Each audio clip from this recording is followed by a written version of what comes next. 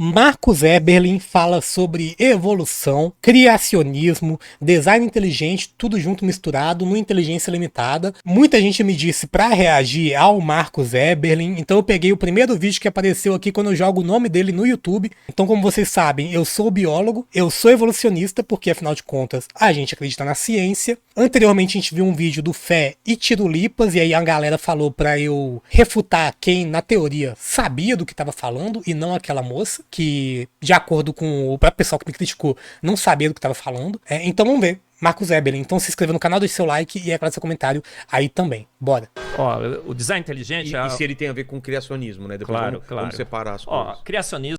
Então sim, já parando o vídeo por aqui. O design inteligente tem sim a ver com criacionismo. Na verdade, design inteligente é criacionismo.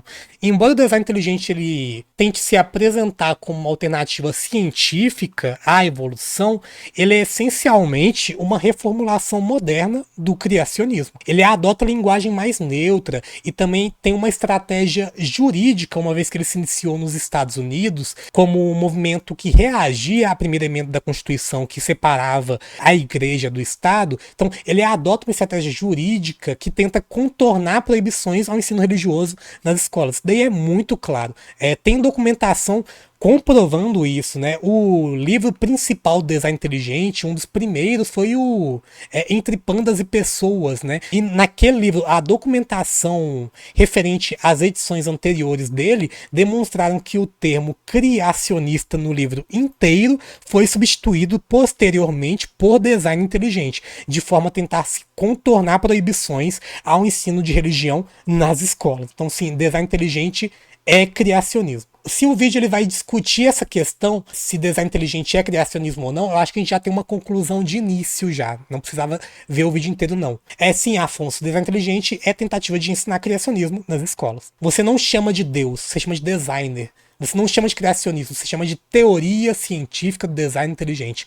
Tem todas as características de pseudociência, né? Porque uma pseudociência, ela tenta aparentar como científico. Segue. É assim, eu tenho a Bíblia como minha referência, eu tenho toda a história lá, certo? Começo, Deus meio, criou fim. a terra assim, assado, em tal dia fez isso.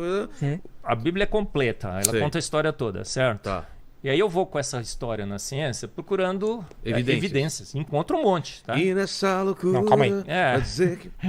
Vou pegar no pé assim, essa abordagem de ir para a ciência tentando encontrar evidências científicas que comprovem o que a Bíblia diz, não é uma abordagem muito científica não, ela é mais ideológica mesmo. Não é um exercício muito honesto cientificamente você ir para a ciência tentando confirmar crenças prévias, né? A ciência ela parte de perguntas abertas e não de respostas pré-determinadas por quem está apenas tentando confirmar a sua própria visão. O nome que se dá a isso é quando você encontra a partir de cherry picking o que você quer ouvir, né, o que você quer ler na ciência é viés de confirmação. Ou seja, você procurar seletivamente dados que sustentem o que você acredita e ignorar os que te contrariam. Muito esquisito esse comentário dele dizer que vai para a ciência procurar evidências para a Bíblia. É impossível, né? Exato. Ó, eu vou lá. Tá. Controlando a minha maluquez, misturada com a minha lucidez, né? Eu vou lá, meu maluco beleza. Aí você já meteu o Raul Seixas aí. Raul Seixas, sensacional, né? Total. Não sei se você gosta do Raul, né? Eu sou fãzaço dele. Pseudociência mandou R$5. De novo.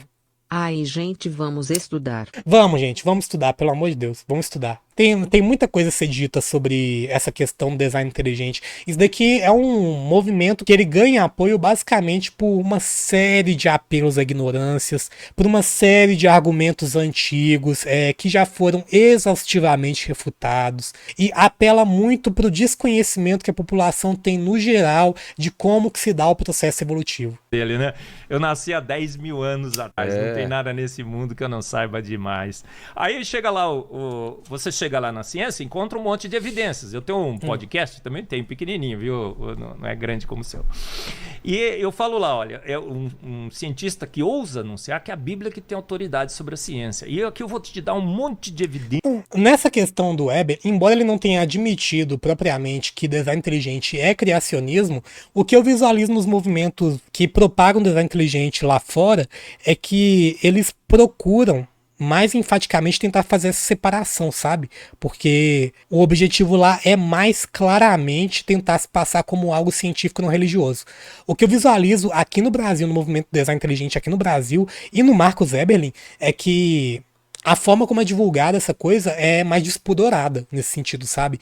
Eles tendem a aceitar mais que é um movimento, sim, religioso. Né? Não é um movimento científico, é religioso, né? E eles não pregam uma visão de Deus que seja, digamos assim, deísta, muito abstrata. Eles pregam uma visão de Deus, de designer, afinal das contas, que é abraâmica. E eles fazem isso talvez porque tenham observado que aqui no Brasil faz mais sentido para o contexto da realidade brasileira você apelar para a religião majoritária da população, né? Porque as pessoas, no geral, elas não estão ligando muito se a tua pseudociência tem base científica ou não, né? Elas estão mais interessadas em saber se elas vão amparar crenças já estabelecidas mesmo. Evidências de que a Bíblia é um livro digno de toda confiança, porque tem um monte de verdade na Bíblia que você confirma na ciência. Esse é o criacionismo bíblico. É isso que eu ia falar, isso é o criacionismo. Sim. Tá. Agora, o design inteligente. Um grupo de cientistas do mundo,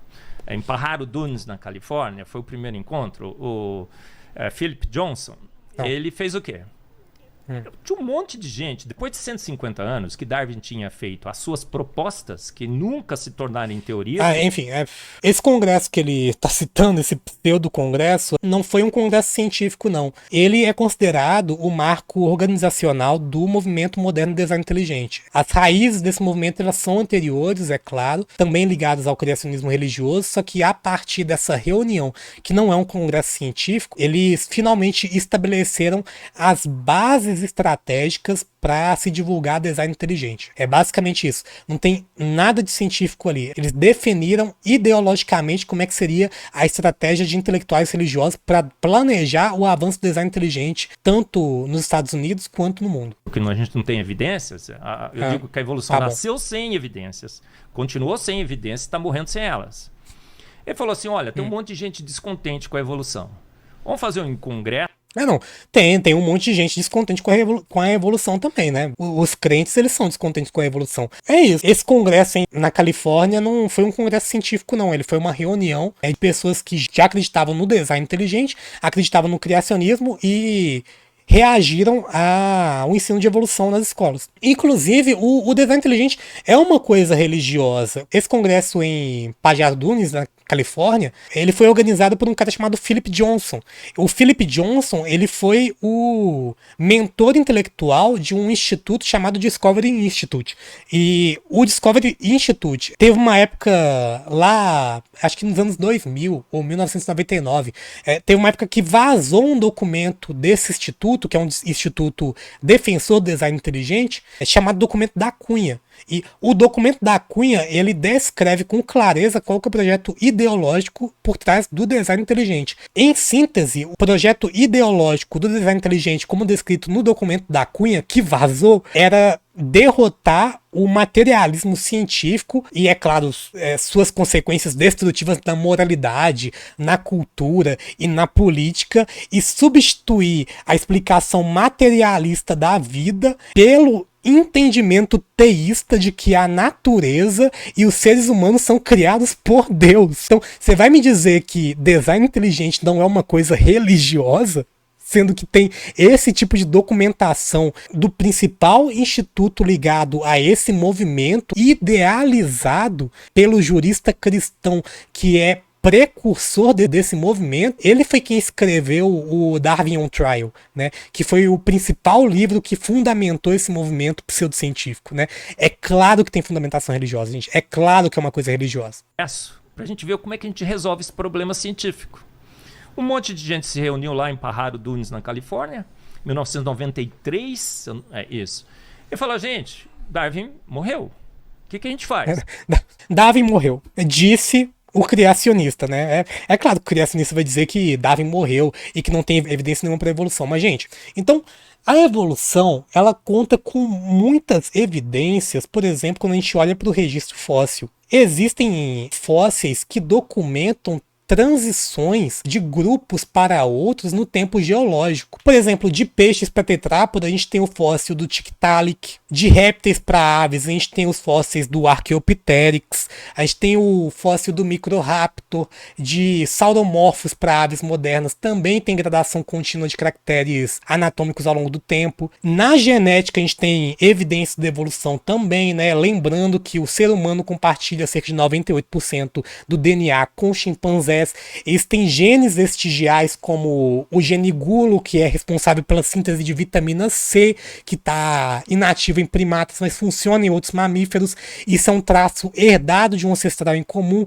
Por que teriam essas proximidades genéticas no DNA dessas espécies diferentes se elas não fossem parentes entre si? Se essas particularidades genéticas não fossem traços herdados de ancestral em comum. Existem também sequências de pseudogenes, temos transposições, mutações silenciosas, que revelam também padrões de herança comum, compatível com árvore filogenética obtida por outros meios genéticos também. Tem a evidência da embriologia comparada, tem presença de fenda branquial e também cauda embrionária, que é observada em vários vertebrados também durante o desenvolvimento inicial, traços que são vestigiais de um plano corporal ancestral que não se explica por necessidade funcional atual, né, como dizem o pessoal do design inteligente.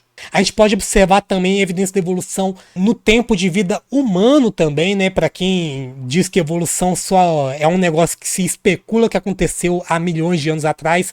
Hoje em dia, a gente sabe que bactérias desenvolvem resistência a antibiótico por seleção natural. Os próprios vírus, como por exemplo o vírus do SARS-CoV-2, acumulam mutações que conferem propriedades adaptativas. Tem um estudo que demonstrou que a bactéria E. coli mudou para utilizar citrato como fonte de carbono, ao invés de utilizar as fontes mais convencionais. Existem diversas evidências da evolução, diversas. Qual o problema do Darwin ter morrido? Logo morto não vale mais nada que ele descobriu. Na seleção guiada também, ou seja, seleção artificial, também tem várias evidências. A couve brava, por exemplo, ela deu origem para seleção humana. A couve-flor, né, também deu origem à couve de Bruxelas, e a gente sabe, isso é muito bem documentado. Darwin mandou R$5. Vai lá, Darwin. Tem gente que não evolui. Tem. Obrigado. É bom saber que, por defender Darwin, eu ganho R$5 do próprio homem, né? O que mais de evidência de evolução? Na genética de populações também, a gente consegue observar evidência de evolução, mudança de frequência alélica sobre influência de seleção, tem mutação deriva genética, tem evidência biogeográfica também, de distribuição comparativa com história evolutiva. A gente sabe, por exemplo, que os marsupiais eles se concentram na Austrália e são ausentes em outras regiões, o que revela um isolamento geográfico e evoluções independentes. A gente tem aí a presença também de, como citado anteriormente, de genes com função inativa, como por exemplo os genes ROX, que são responsáveis pelo plano corporal, e eles são altamente conservados em todos os animais do grupo Bilateria. Então, eu posso passar horas aqui comentando sobre vocês sobre evidências da evolução. Nós temos estruturas corporais com funções modificadas, como as penas das aves que evoluíram a partir de escamas de répteis, lembrando que aves são répteis, tá, gente? Vale a gente fazer esse lembrete. Além de ter órgãos vestigiais, né? O apêndice humano é um exemplo, o cóccix é um vestígio de cauda funcional ancestral também, o ducto nasolacrimal também, que liga os olhos ao nariz, é um vestígio de sistema ancestral também comum de espécies de répteis e mamíferos. Então tem muitas evidências da evolução. Embora Darwin esteja morto, tem muitas evidências da evolução que a gente conhece hoje em dia, né? E esses daí são só alguns exemplos, Mas segue. Aí o cara falou assim, cara, o design é inteligente, porque essa é uma ideia que vem desde os filósofos gregos.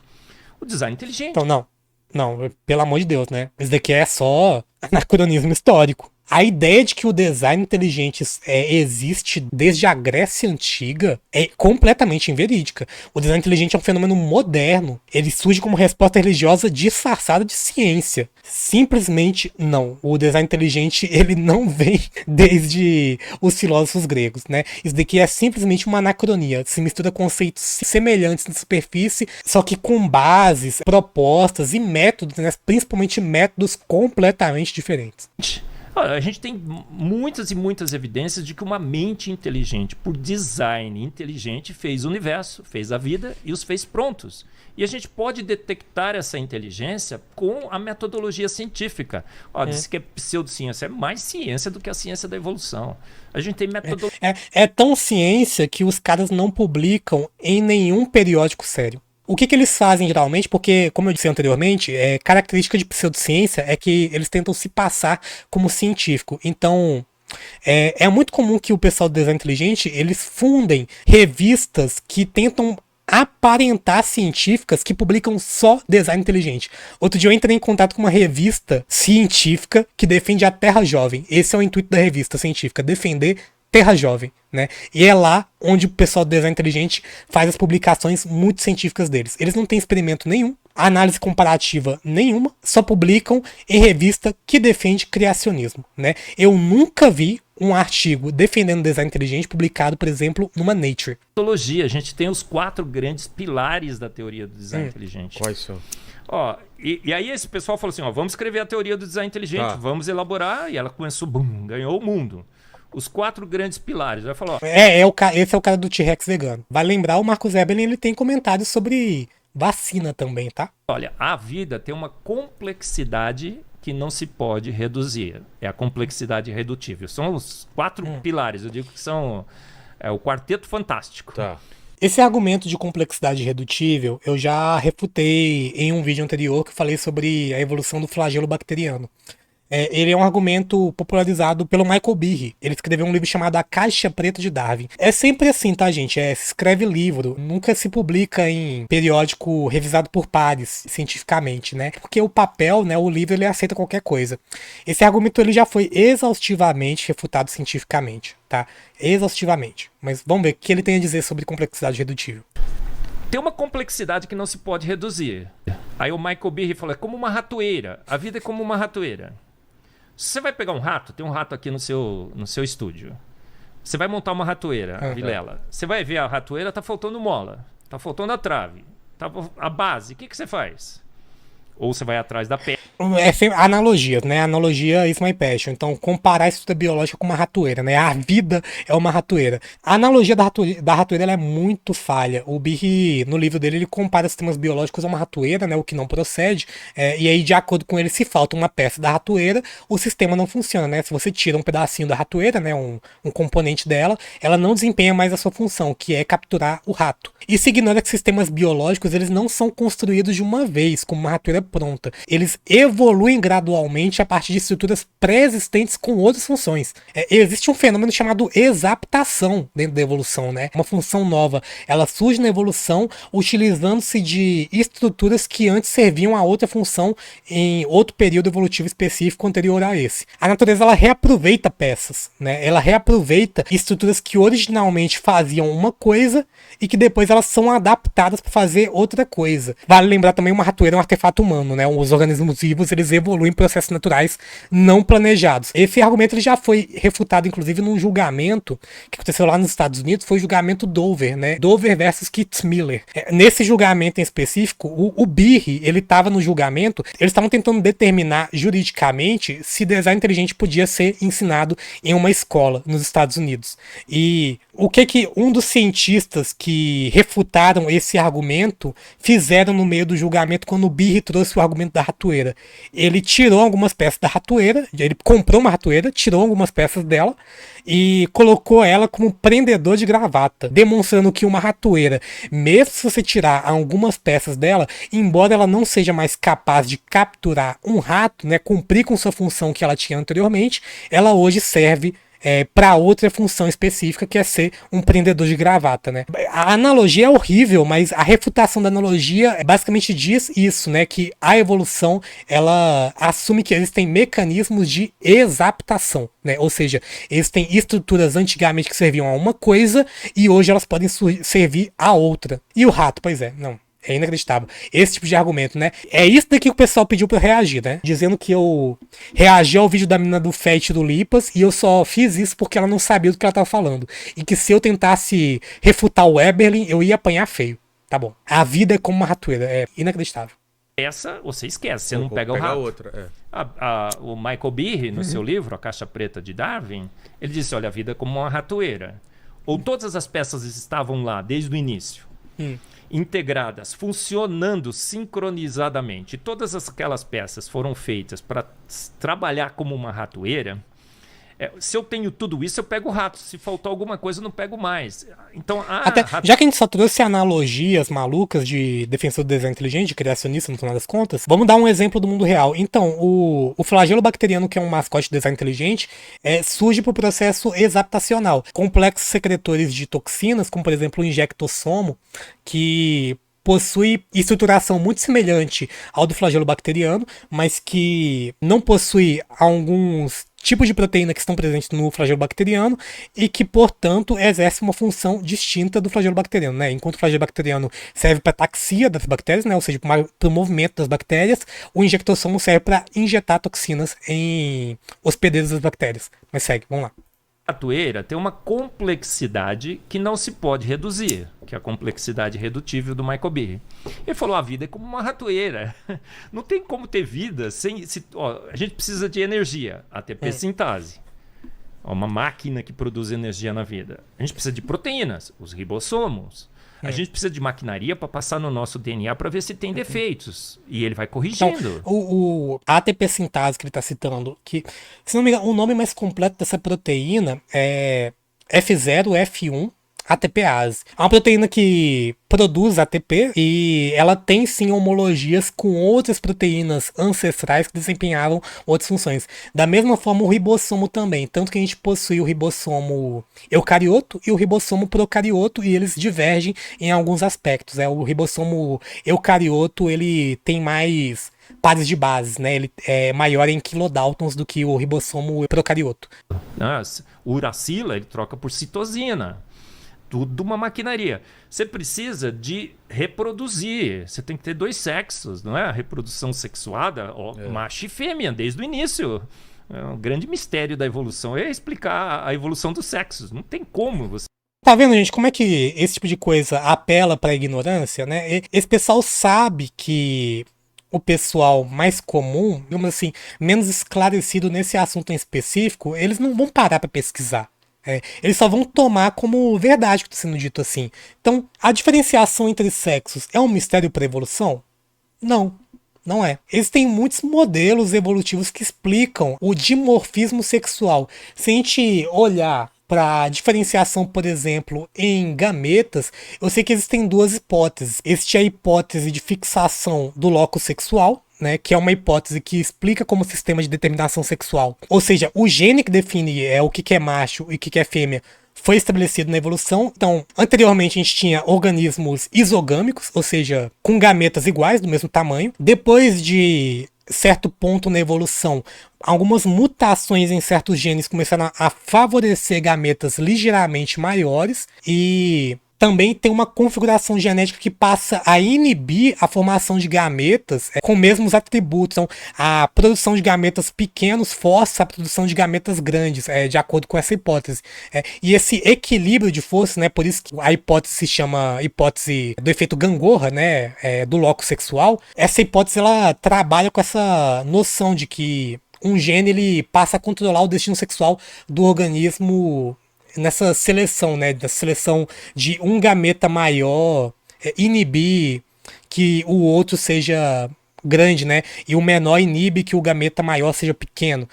Essa é uma das hipóteses. A segunda hipótese é a hipótese de isogamia inflada. É claro, anteriormente tinha isogamia e a partir de um tempo os gametas eles começam a ficar maiores, com mais nutrientes para aumentar a chance de formar um embrião viável. E aí a partir disso os outros gametas eles ficam menores e mais móveis, o que favorece a movimentação, né, a velocidade desses gametas também a sua quantidade.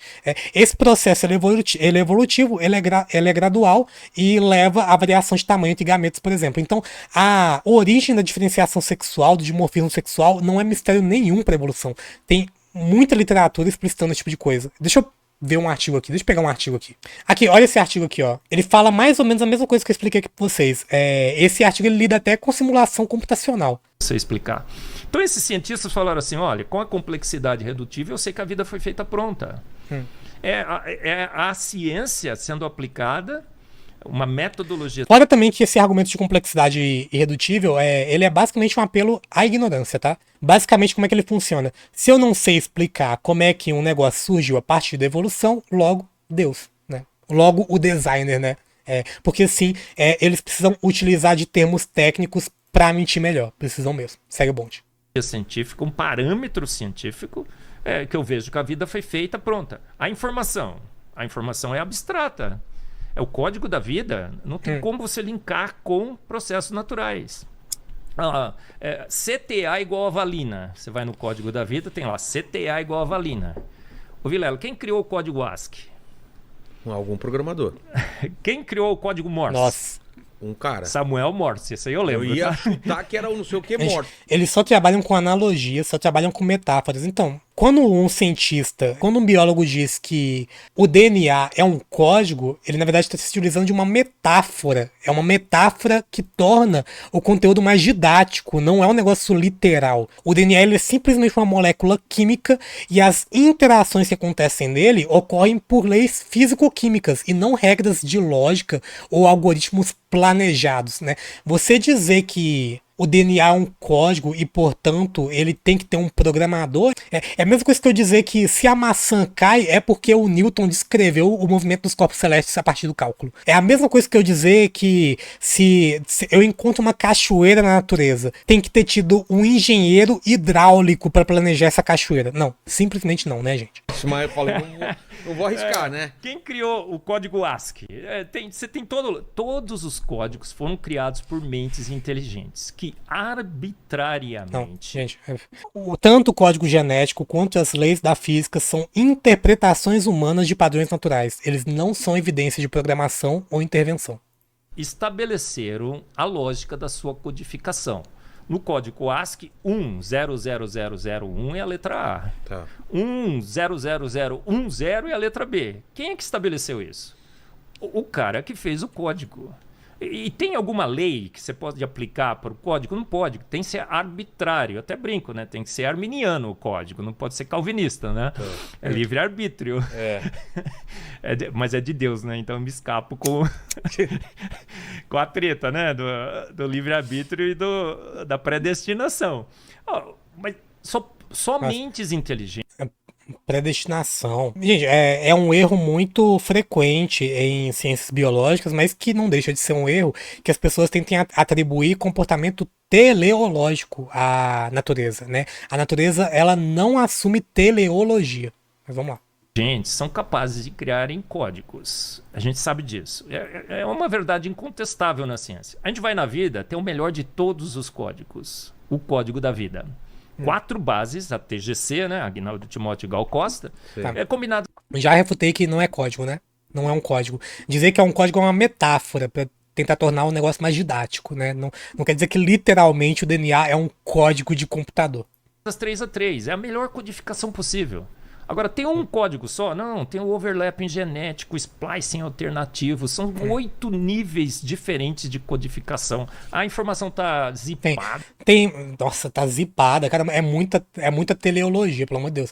Então, tem todos esses mecanismos de reparo do DNA, mas também tem mecanismos que levam a, digamos assim, dano de DNA, né? Se é um código planejado, é um código planejado bastante mal feito, né? Porque tá cheio de erros no DNA. Encriptada absurda. A inteligência, ela transparece ali, ela evapora, não é? Você sente, você consegue detectar. É isso que o pessoal do design inteligente fala. Cara, eu vejo o código da vida, eu sei que foi uma mente inteligente. A antevidência que eu falo no meu livro, depois eu vou te dar de presente.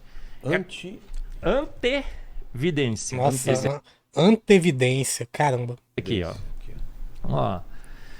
Quando eu lancei nos Estados Unidos como Foresight. Tá vendo? Legal, né? O que é antevidência? É teleologia. Basicamente é teleologia. Mas enfim, eu vou pular a propaganda do livro. O papo, por enquanto, tá papo de maluco. A antevidência é a capacidade de você antever um problema num sistema e de antemão você providenciar a solução. Eu usei a analogia de um ratinho. E o design inteligente prevê dessa antevidência que, como explicado pelo próprio Eberlin, é a capacidade de prever um problema, atribuir dentro do projeto a capacidade de corrigir esse problema, digamos assim, né? Então, a gente refuta isso aqui basicamente com o argumento do design burro, né? O chifre do Ibex, por exemplo, ele cresce de forma que, em alguns casos, ele fura o olho do próprio animal. Então, como é que isso daí é uma evidência de que teve planejamento no design desse animal em específico? Também tem o olho humano, também, que tem um ponto cego, que quando é o olho humano também é suscetível à catarata. O joelho humano também, ele é muito propenso ao desgaste, à osteoartrite também. O apêndice também é um órgão vestigial que ele basicamente está lá só para te dar apendicite. A coluna vertebral humana também, embora ela seja adaptada evolutivamente ao bipedalismo, ela apresenta falhas, ela pode gerar problemas de dor nas costas crônica, hérnia de disco, esse tipo de coisa. Sinceramente, não me parece que tem antevidência, não me parece que tem planejamento muito esperto aí, né? Me parece que o design é muito burro, na verdade. Chega numa ratoeira, ele vê o queijo, mas ele é muito inteligente, ele fala, cara, se eu pegar... Só não ganha do órgão reprodutor feminino das hienas. Eu peguei referência.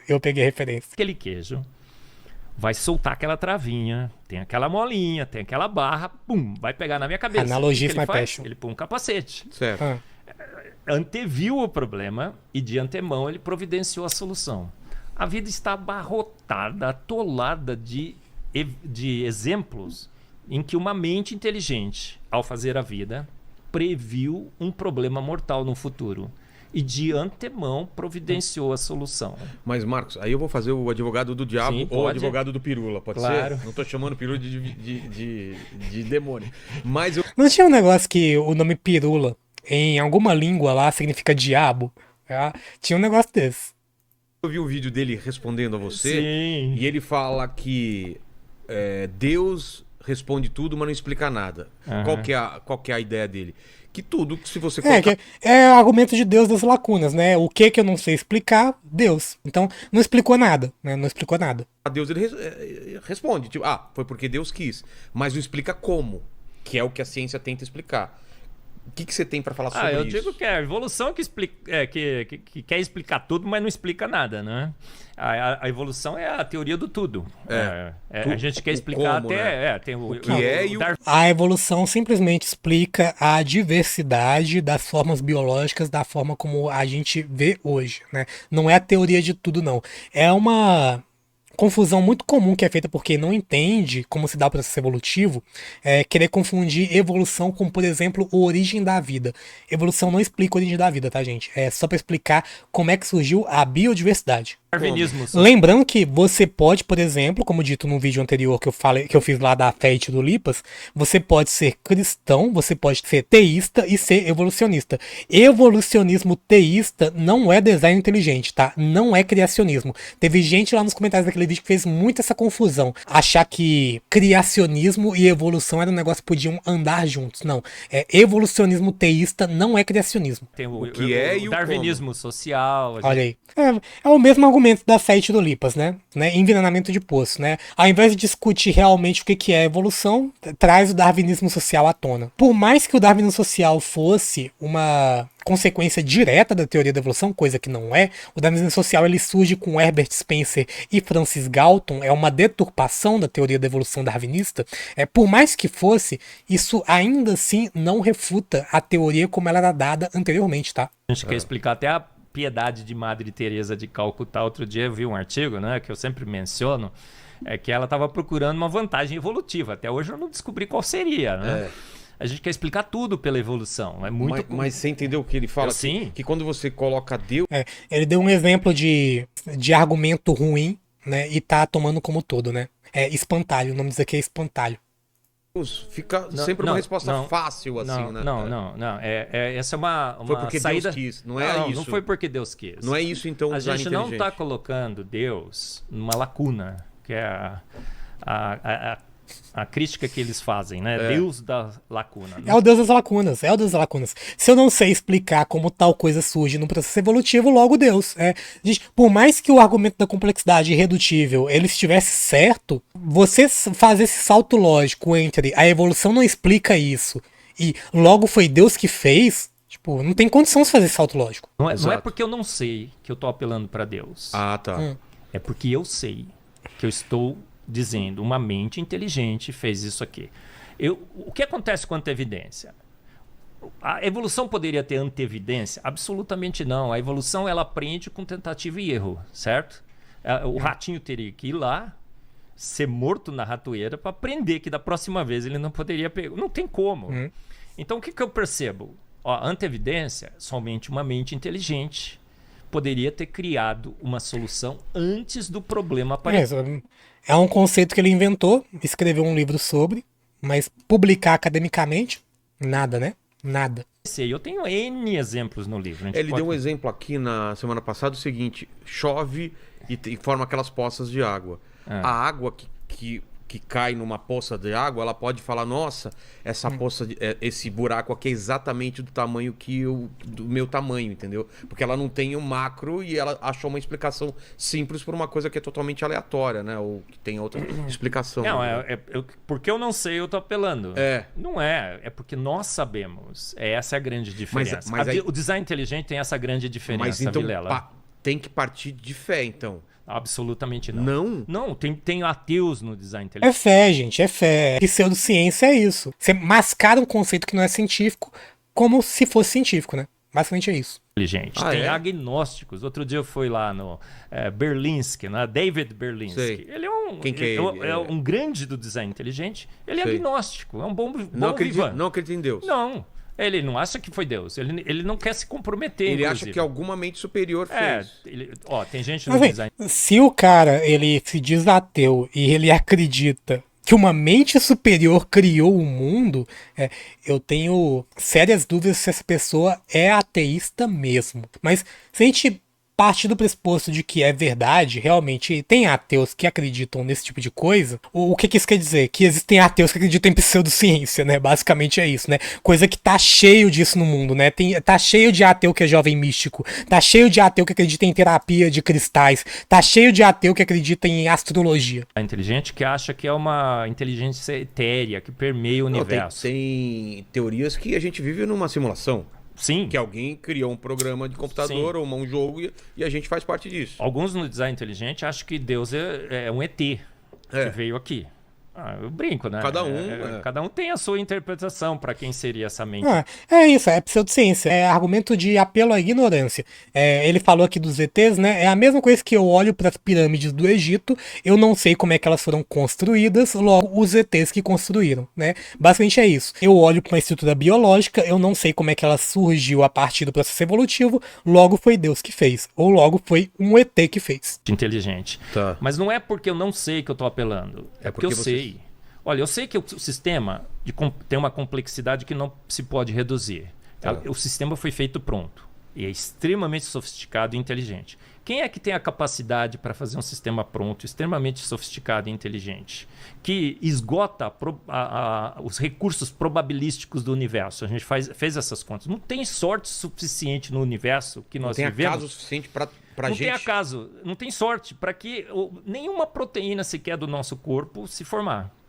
Então, porque eu sei que o sistema foi feito pronto, com extrema inteligência, sofisticação e otimização, ele é econômico, inclusive, e quais são as causas possíveis? A única Ele é econômico. No flagelo bacteriano tem 21 proteínas que não têm função alguma. causa que eu conheço é uma mente inteligente.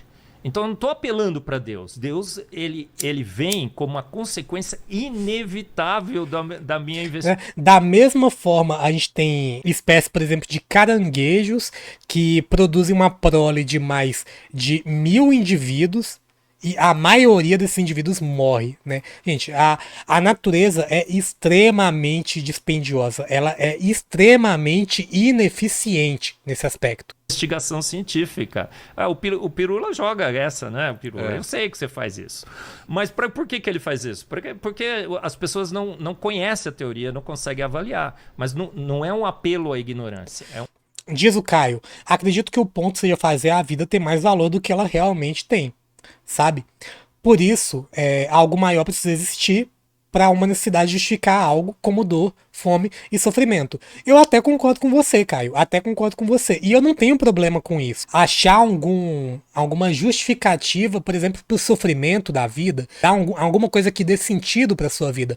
O problema é quando tenta se passar como ciência. Porque ciência não é. Individualmente, não tem problema com a fé. Não tem problema, né? O que eu tenho problema é quando esse negócio começa a se tornar como justificativa pra gente fazer decisões coletivas na sociedade. Como, por exemplo, estabelecer-se uma bancada da Bíblia que recusa ciência e adota todo tipo de prática pseudocientífica. Quando isso entra no conselho de medicina, por exemplo, né? Aí a pseudociência entra no SUS. Então, é contra isso que eu tenho um problema. Agora, individualmente, faz o que você quiser. Então, é uma conclusão lógica de um exercício racional, plenamente viável e factível da ciência, do exercício da ciência. Lembrando, como dito anteriormente, tem pessoas que são teístas e que são evolucionistas. Eu conheço várias pessoas, na academia mesmo, pessoas trabalhando na academia. É muito comum as pessoas terem essa percepção. O pessoal acha que todo mundo que tá na universidade que todo cientista é ateu, mas não é. O que eu mais escuto é o clássico. Deus fez os seres vivos e depois eles foram evoluindo.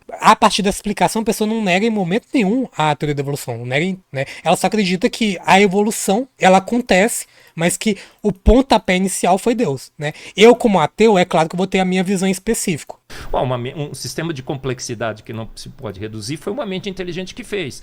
Um código arbitrário em que o significado dos códigos foram estabelecidos arbitrariamente, não tem lei que rege esse código, só pode emanar de uma mente inteligente. Alguém que previu um problema futuro, de antemão providenciou a solução, só uma mente inteligente consegue fazer isso. A única causa conhecida pela ciência para essas observações que eu estou fazendo da vida é uma mente inteligente. Então não é um apelo à ignorância, absolutamente não. E a gente está dizendo que é uma mente inteligente, nem sequer Deus está sendo na equação. Agora, óbvio. Tá vendo? O cara fez um discurso todo dizendo que não, Deus criou, Deus fez isso, Deus fez aquilo, aí do nada vai lá e joga. Não, mas não foi Deus, né? Não necessariamente foi Deus. É porque tem que utilizar a linguagem técnica, né? Tem que disfarçar a parada para tentar passar como científico. Óbvio, Vilela. Quando você tira Deus, quando você tira o designer do design inteligente... Olha lá, ó o ato falho. E que a gente faz isso, tá?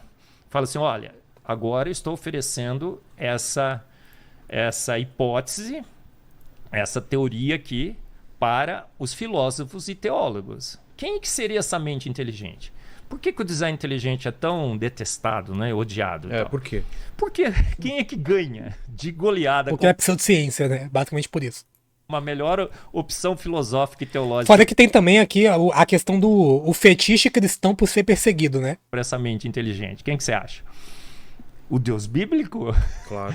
Absolutamente. Aí eu tenho uma palestra que eu falo, Deus ganha de goleada, né? O Sandro de Souza tem um livro assim, a goleada de Darwin. Não, quem ganha de goleada é Deus. Deus ganha de goleada. Por quê? Porque, olha, esse ser precisa ser atemporal, certo? Ele deu início ao universo, ele deu início à vida. Ele teria que ser... a falácia da alegação especial, né? Porque... tudo tem que ser criado nesse mundo. Não existe nada que não seja criado, né? É o argumento que eles utilizam. Menos Deus. Né? Deus realmente não teve criador nenhum, né? Ele é atemporal, ele é incausado, ele é incriado e ele, portanto, é a causa, ele cria tudo que existe, né? Então, né? De repente, a gente faz uma exceção aqui à regra, de repente. Ser onisciente, onipotente, onipresente, não é? Todas as características do Deus bíblico você encontra. Todas as características de uma coisa que a gente não conseguiu observar até então na ciência. Encontra nesse designer. Então nós temos um apelo dentro da teoria do design para Deus, nem sequer isso a gente faz. A gente acomoda várias opções. Agora, fora do design inteligente, é óbvio que Deus ganha de goleada, e por isso que a teoria do design inteligente é tão combatida e tão perseguida e desclassificada. É chamada como pseudociência. O- É pseudociência ou é ciência? Mas É um absurdo que o movimento anti-vacina seja tão perseguido pelos cientistas. ciência do que a ciência do darwinismo. Por quê? Muito mais, porque é baseado em evidências, baseado em metodologia científica. E todas as evidências que nós temos coletadas, que são inúmeras e inúmeras e inúmeras, são baseados em metodologia científica. A gente pratica a ciência, a gente usa a ciência e chega com um monte de evidências. Eu falo que a gente está afogado, atolado, abarrotado de evidências científicas na química, na física, na biologia e tudo mais. Não são meras suposições de que ao longo de milhões e milhões de anos aquela bactéria teria evoluído. Aquele caldo que deu origem a tudo, né? Porque qual que é a ideia? A sopa primordial. Tem um caldo ácido, né? Um caldo Ácido venenoso e Exatamente. escaldante. que virou tudo de vida. Ô Vilela, eu sou químico. Tem alguma evidência disso? Eu sou químico. Tá aí mais uma vez fazendo a confusão entre teoria da evolução e origem da vida. Evolução não diz respeito à origem da vida, mas é claro que ele vai negar também as hipóteses de origem da vida, né? É claro, né? E, afinal de contas, o Erbelin é um criacionista da Terra jovem, gente. E aí Você e ninguém pode. Olha, eu e o falo cara assim, do Breaking Bad lá também, o lá, Marcos né? Você assistiu o Breaking Bad? assisti. Pô, é bom pra caramba, né? É legal, nossa, se é. Eu tenho um show da química no Mackenzie, bem legal Sério? também. Faço umas explosões. Aqueles negócios. Mas não faz o como chama lá? A metanfetamina. Metanfetamina não é da praia, né? não, mas tem a senão já tava rico. pasta de elefante, fogo químico, um monte de coisa, explode, tudo é muito legal, né? No Mackenzie Day lá. Então, sobre a origem da vida, tá? Você pode não aceitar as hipóteses de origem da vida, né? Origem trópica.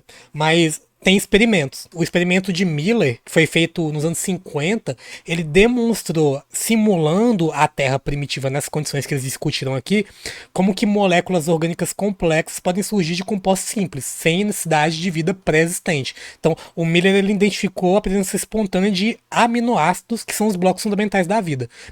A hipótese do mundo do RNA, por exemplo, ela tem também algumas evidências. Os cientistas eles já demonstraram a autorreplicação parcial de RNAs em condições plausíveis com a Terra primitiva. É claro, a gente tem toda aquela questão com as poças vulcânicas, ciclos de secagem e reidratação que aconteceram naquele contexto em específico, que facilitaram a reação de polimerização, né, formando cadeias de proteínas e ácidos nucleicos, né, coisa que já é bastante estudado hoje em dia, né, que essas poças vulcânicas elas facilitam sim a formação desses compostos. E também tem o trabalho do Szostak. O Szostak, o nome do cientista é Jack Szostak, ele demonstrou que vesículas lipídicas podem incorporar RNA e crescer naturalmente e espontaneamente em um ambiente também muito semelhante ao que a gente tinha no mundo do RNA, né, na hipótese do mundo do RNA. Ele basicamente criou protocélulas que conseguiam se dividir espontaneamente a partir disso, tá? Então, existem evidências que embasam as hipóteses de origem da vida que a gente tem mais atualmente. É isso então, chegamos ao final do react do Marcus Eberlin. Eu vou terminando o corte por aqui. Se inscreva no canal, deixe seu like e, é claro, deixe seu comentário dizendo a sua opinião aí também, né? Eu imagino que os comentários deste vídeo, eles não vão ser tão simpáticos assim. A propósito, é que o pessoal que defende design inteligente, eles apelam muito para algumas falácias argumentativas muito comuns, né? Como, por exemplo, de apelo à autoridade. Então, muita gente me fala nos comentários sobre o Eberlin, né? Que eu devia reagir ao Eberlin, que eu devia tentar refutar o Eberlin, porque ele é um cientista muito foda, ele é um químico que tem 1.200 artigos científicos publicados. Então, gente, aqui na internet, geralmente as pessoas têm uma visão muito romantizada do que é fazer ciência, sabe? Tem essa torre de marfim, no final das contas, né? Que separa muito do que acontece dentro da academia e o que acontece fora dela, né? Tem essa barreira muito forte. Então, esse negócio dos 1.200 artigos, sinceramente, ter essa quantidade de produção acadêmica, e na realidade nem são 1.200 artigos com autoria primária, né? É com coautoria do Marcus Eberlin. Enfim, o que eu quero dizer é ter 1.200 artigos no seu currículo não é tão bem visto na academia quanto vocês pensam aqui fora na internet não, tá? Isso daí não é bem visto na academia não, tá, gente? Não, o Webelin tem sim, ele tem artigos publicados em revistas científicas de respeito. É claro, nenhum deles fala sobre design inteligente, nenhum deles. Eu já ajudei a organizar o processo de seleção de aluno de iniciação científica em laboratório, que apareceu um aluno do curso de medicina, no terceiro período, que ele tinha 10 artigos publicados. O que meu orientador na época disse? Não. Esse aluno não entra no meu laboratório. Não vou pegar para aluno de iniciação científica. Então, ter esse tanto de publicação não é bem visto dentro da academia, não, tá? Não é bem visto, não. Eu sei que pode parecer contraditório, mas vocês que pesquisem aí. Eu já fiz um vídeo aqui no canal sobre essa questão. E, é claro, lembrando, o Marcus Webelin, ele tem artigos, sim, publicados em revistas sérias. Em química, principalmente, né? Mas nenhuma delas é sobre design inteligente. O Webelin, ele, inclusive, ele tem um artigo sobre homoquirogênese, né, que é a origem da homoquiralidade na vida. E o artigo, ele é evolucionista até o osso, né? Ele descreve o processo como lento, gradual, tal qual o processo evolutivo. Então, o Marcus Webelin é tipo aquele meme. Cadê? Deixa eu achar o meme aqui. É o meme do conservador nos costumes e liberal na economia, né? No caso, o Marcus Webelin, ele é criacionista no YouTube e evolucionista na academia, tá? Então é basicamente isso. E muitos desses cientistas que vocês citaram nos comentários do vídeo, dizendo pra refutar eles, são assim também, tá? São criacionistas no YouTube, mas são evolucionistas na academia. Então, nossa senhora, foi mais longo do que eu pensei esse react. Foi bem mais longo do que eu pensei. Os comentários vão se dividir em gente dizendo que é só argumento raso, gente citando passagem bíblica, gente pegando algum argumento do vídeo que parece mais fraco e batendo só nesse como se invalidasse todo o resto, gente exageradamente focada na parte dos gays e gente dizendo que vai me matar. Sabe como é? Mais complexa que a lógica cristã, só o amor cristão.